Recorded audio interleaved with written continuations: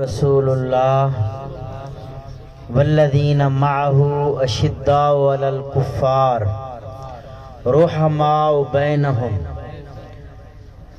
ان اللہ و ملائکتہ یصلون علی النبی یا ایہا الذین آمنوا صلو علیہ وسلموا تسلیما۔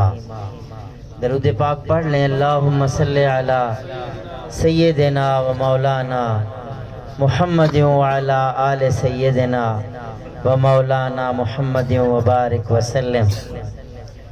چند منٹ کی حاضری ہے، بیان یا تقریر کا ٹائم نہیں ہے۔ ایک دو باتیں آپ کے گوش گزار کروں گا۔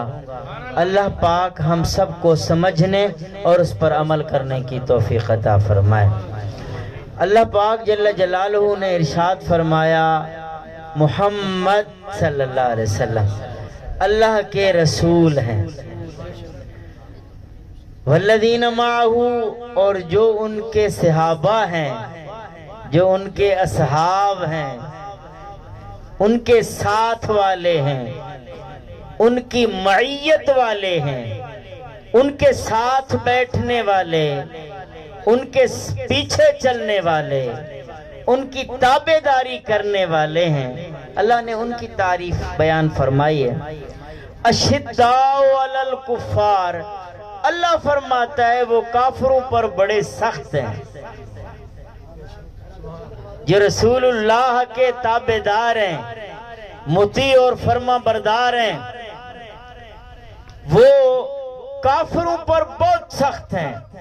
رحماء بینہم، آپس میں بڑے رحیم کریم اور شیر و شکر ہیں۔ یہ اللہ کا فرمان ہے۔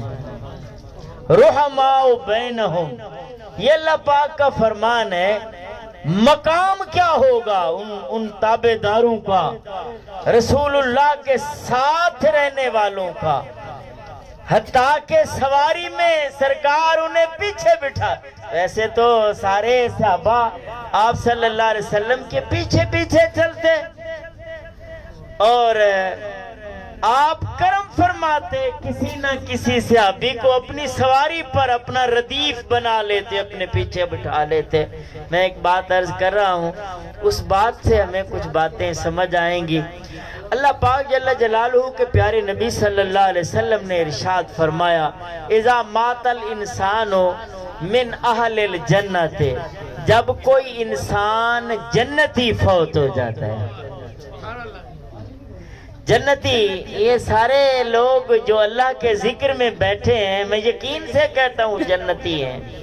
اور یہ جو حسین اور چمکتے چہرے والے حضرات بیٹھے ہیں، اور ایسے سرد موسم میں میرے رب کا، میرے نبی کا، میرے نبی کے صحابہ کا ذکر سن رہے ہیں، یقیناً وہ جنتی ہیں۔ رسول اللہ صلی اللہ علیہ وسلم نے ارشاد فرمایا، اذا مات الانسان من اہل الجنت، جب کوئی اہل جنت میں سے انسان فوت ہو جاتا ہے، استحی اللہ، اللہ پاک حیا فرماتا ہے، شرم فرماتا ہے۔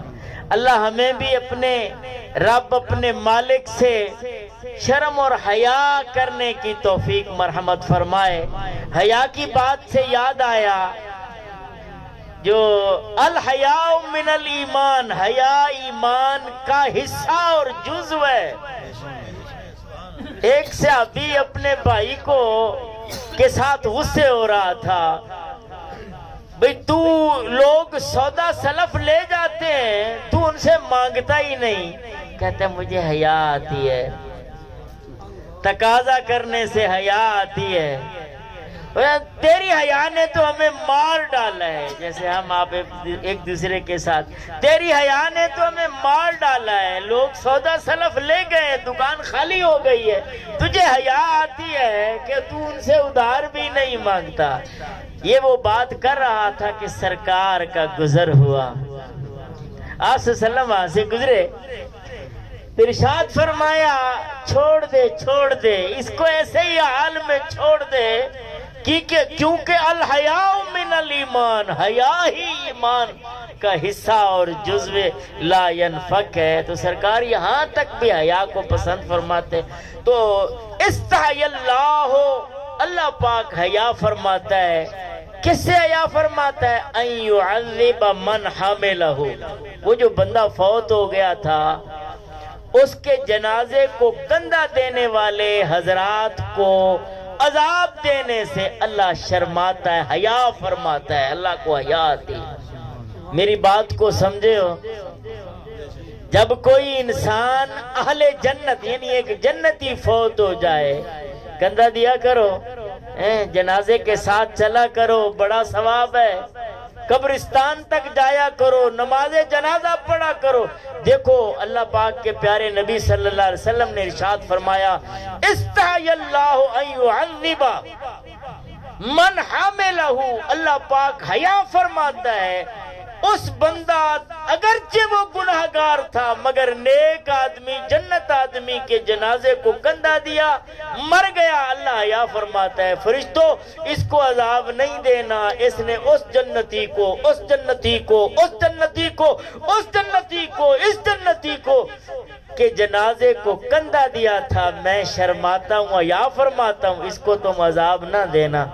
سرکار نے مزید ارشاد فرمایا ومن تابعہ، جو جنازے کو کندھا تو نہیں دے سکتا تھا، بزرگ تھا، بوڑھا تھا، مگر ساتھ چلتا رہا. من تابعہ، جنازہ کو لے کر جانے والے نوجوان جا رہے تھے، وہ ان کے ہی گروہ میں شامل ہو گیا. ومن تابعہ، مر گیا. اللہ نے فرمایا مجھے حیا آتی ہے، اے عذاب کے فرشتوں ہٹ جاؤ، اس کو عذاب نہ دینا. فرمایا ومن صلی علیہ، جس نے جنتی کا جنازہ پڑھا اس گناہگار کو بھی اللہ عذاب دینے سے حیا فرماتا ہے، اسے عذاب. بات سمجھ آئی ہے کہ ایک جنتی کا جنازہ ہے، اٹھانے والا گناہگار ہے، عذاب کے فرشتے بھی آتے ہیں. استحی اللہ ان يعذب، اللہ حیا فرماتا ہے اسے عذاب دینے سے. ارے یہ عام انسان اور عام مومن ہے، عام مومن ہے، اور جو نبی کے پیچھے چلا ہوگا، جو نبی کی تابعداری میں جس نے زندگی بسر کی ہوگی، اور جو نبی پاک صلی اللہ علیہ وآلہ وسلم کی دعاؤں کا حامل ہوگا، اس کی کیا شان ہوگی. نعرہ تکبیر، نعرہ رسالہ، نعرہ خلافت، علماء اہل سنت. حدیث میں کسی ابدال کا ذکر نہیں، کسی غوث کا ذکر نہیں ہے، کسی تابعی کا ذکر نہیں ہے، کسی عالم کا ذکر نہیں ہے کہ اس کے جنازے میں شریک ہوا، اس کے میت کو کندھا دیا، چارپائی کو اٹھایا، قبرستان تک لے گیا. کسی غوث کا، کسی تابعی کا، کسی اور کا تذکرہ نہیں ہے. صرف اہل جنت ایک آدمی ہے، نیک عمل کرتا رہا، جنتی بن گیا، اس کے جنازے کے پیچھے جو چلا، جنازے کے پیچھے، اور جو زندہ نبی کے پیچھے چلا ہو، اس کی تابعداری کی ہو، حضرت امیر معاویہ اور دیگر صحابہ کرام، ان کا مقام اللہ کی بارگاہ میں کس قدر ہوگا، ان کی عظمت کتنی زیادہ ہوگی. ایک حدیث پاک اور سماعت فرمائے. نبی پاک صلی اللہ علیہ وآلہ وسلم، حضور ارشاد فرما دینا، میں بس کر دوں گا. نبی پاک صلی اللہ علیہ وسلم نے ارشاد فرمایا لا تمس النار، لا تمس النار مسلمہ من رانی، اور جس کسی مسلمان نے مجھے دیکھا پیچھے نمازیں نہیں پڑھی، کہ وحی کی کتابت بھی نہیں کی، غزوات بھی نہیں کیے، نبی کے ساتھ مل کر مسیلمہ کذاب کو قتل بھی، صدیق اکبر کے ساتھ مل کر مسیلمہ کذاب کو قتل بھی نہیں کیا، صرف دیکھا، بھلے وہ بالغ تھا یا نابالغ، بچہ تھا یا بڑا، پر تھا مسلمان. پر تھا مسلمان. سرکار نے فرمایا میرے نبی کی بات پر یقین ہے نا؟ ہم سب کو یقین ہے الحمدللہ. لا تمس النار مسلمان من رانی، اس مسلمان کو آگ نہیں چھوئے گی جس مسلمان نے مجھے دیکھا ہے، جس کی نظر مجھ پر پڑی ہے. میں قربان جاؤں اے امیر معاویہ، تم تو قرآن کی وحی کی کتابت کرتے تھے، میرے نبی سے پوچھتے بھی ہوں گے یا رسول اللہ میں اس لفظ کے بعد کون سا لفظ لکھوں؟ یہ بھی پوچھتے ہوں گے یا رسول اللہ میں اس آیت کو کون سی سورت کی کون سی آیت کے آگے لکھوں، کون سی آیت کے پیچھے لکھوں؟ یا رسول اللہ اس بات کے لکھنے کا ہنر بھی مجھے سمجھائیے. کتنی باتیں کرتے ہوں گے، کتنا چہرہ تکتے ہوں گے، حتیٰ کہ حدیث پاک میں ہے نبی پاک صلی اللہ علیہ وسلم کبھی کبھی بال تراشنے کے لیے بال تراشنے کے لیے حضرت امیر معاویہ کو فرماتے آ ذرا میری خدمت کر، میرے بال تو تراش دے. یہی وجہ ہے یہ حدیث ہے، یہی وجہ ہے کہ وہ بال اور ناخن آپ کے پاس رہے، آپ کے پاس رہے. قرآن کی آیت جو نبی پاک پر نازل ہو اس کا ایک حصہ، ایک کاغذ کسی میت کے کفن میں رکھ دیا جائے، درود پاک رکھ دیا جائے، ہیں جی عہد نامہ رکھ دیا جائے، علماء نے لکھا باعث بخشش بن جاتا ہے. اور جس کے کفن میں میرے نبی کے تراشے ہوئے ناخن بھی موجود ہوں، میرے نبی کے بال بھی جن کی، ان کی ذرا محبت تو دیکھیے نا جی. وصیت کر گئے یہ کچھ ناخن ہیں اور کچھ بال ہیں، جب میں فوت ہو جاؤں نا تو یہ بال اور ناخن میرے کفن کے اندر رکھ دینا، بس یہ میری بخشش کے لیے بہت ہوں گے. عزیزان محترم، نبی پاک صلی اللہ علیہ، بات بہت دور چلی گئی، نبی پاک صلی اللہ علیہ وسلم نے ارشاد فرمایا لا تمس النار مسلمان من رآنی، اللہ کی دوزخ کی آگ اس مسلمان کو نہیں چھو سکتی جس کی نظر مجھ محمد پر پڑ گئی ہے، جس نے مجھ کو دیکھ لیا ہے. ورآ من رآنی، اور جس نے اس کو دیکھا جس نے مجھ کو دیکھا ہے، یعنی جس نے میرے صحابی کو دیکھ لیا ہے. یہ تو صحابی کا شان تھا کہ آگ اسے چھو نہیں سکتی، اور یہ قابل یقین بات ہے اور اتنی یقینی بات ہے جتنا ہمیں قرآن کے برحق ہونے پر یقین ہے اتنا ہی نبی کے فرمان پر یقین ہے کہ یہ سچ ہے. صحابی کو آگ نہیں جلائے گی، چھوئے گی نہیں. صحابی وہ ہوتا ہے جس نے رسول اللہ کو دیکھا ہو، بھلے وہ ماں کی گود میں ہو، مسلمان رہا ہو، مسلمان مرا ہو، وہ صحابی ہے. ساری کائنات کے غوث کتب ابدال مل جائیں صحابی کا درجہ نہیں پا سکتے، مقام صحابیت نہیں پا سکتے.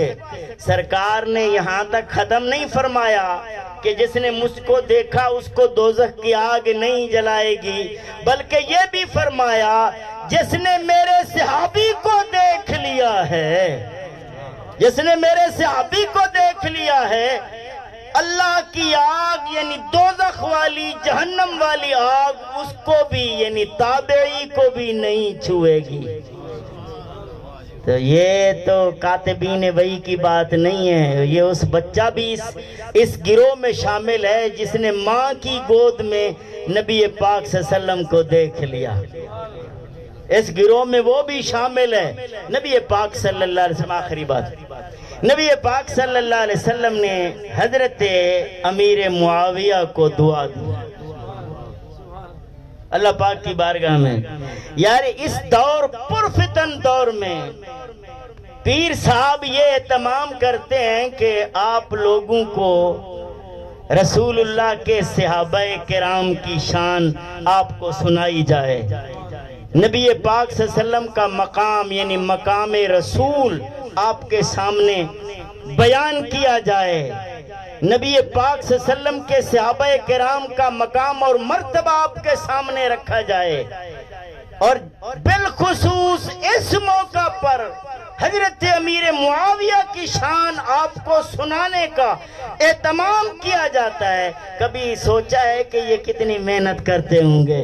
دو مرتبہ تو ہمارے پاس کاسٹ جاتے ہیں، میں اپنی بات کروں، کاسٹ جاتے ہیں کہ آپ نے حضرت امیر معاویہ کے عرس پر ضرور آنا ہے۔ یار یہ عمل جہاد سے کم نہیں ہے، آیا کریں، بیٹھا کریں، تاکہ اگر یہ نہ ہوتا تو شاید لوگ بھول جاتے حضرت امیر معاویہ کے مقام اور مرتبہ کو۔ یہ اللہ والے ہی ہیں جنہوں نے گھر میں، کونے میں، گوشے میں، مسجدوں میں، مارکیٹوں میں، ہر جگہ پر یہ اعلان کر رکھا ہے۔ اور لوگوں شان امیر معاویہ بھی سن لو، آؤ حضرت امیر معاویہ کی فضیلت، مناقب، تعریفیں بھی سن لو۔ نبی پاک صلی اللہ علیہ وسلم نے دعا فرمائی، دعا کے الفاظ ہیں اللہم اجعلہ اے معاویہ، یعنی نبی پاک صلی اللہ علیہ وسلم نے دعا مانگی، یا اللہ اس کو یعنی حضرت امیر معاویہ کو، اللہم اجعلہ ہادیہ، اللہ اسے ہادی بنا دے۔ بتاؤ ذرا رسول اللہ کی دعا قبول ہوتی ہے کہ نہیں ہوتی؟ اللہ کے انبیاء مستجاب الدعوات ہوتے ہیں۔ اللہم اجعلہ ہادیہ، اے اللہ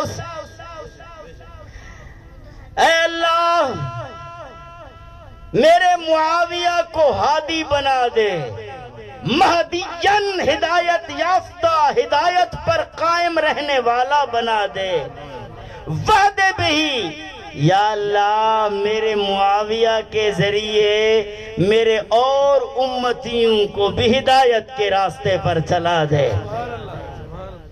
تو ہم سب یقین رکھتے ہیں کہ اللہ کے نبی کی دعا ضرور مقبول ہوتی ہے۔ جب دیگر صحابہ کرام اور دیگر باتوں کے متعلق قبول ہوتی ہے تو حضرت امیر معاویہ کے بارے میں کیوں نہ ہوئی؟ تو آپ ہادی، ہدایت دینے والے بھی بنے، ہدایت پر قائم رہنے والے بھی بنے، اور آپ ایسی ہستی ہیں جن کے ذریعے سے لوگ ہدایت پاتے ہیں۔ اللہ پاک ان کے صدقے، ان کے مرتبے اور شان کے صدقے میں ہمیں بھی ہدایت پر قائم رکھ، صراط مستقیم پر چلا دے، تمام صحابہ کرام کی، تمام اہل بیت کی محبتیں ہمارے دلوں میں موجزن فرما دے۔ اے اللہ اپنے نبی کی تابع داری کرنے کا شرف نصیب فرما دے۔ اے اللہ زندگی اسلام پر ہو، خاتمہ ایمان پر ہو۔ میں ہمیشہ کہتا ہوں کہ دوبارہ ملیں نہ ملیں، میری ان باتوں میں سے کوئی بات آپ کو ناگوار گزری ہو تو مجھے معاف کر دینا، میرے لیے دعا کر دینا۔ وآخر دعوانا ان الحمدللہ رب العالمین۔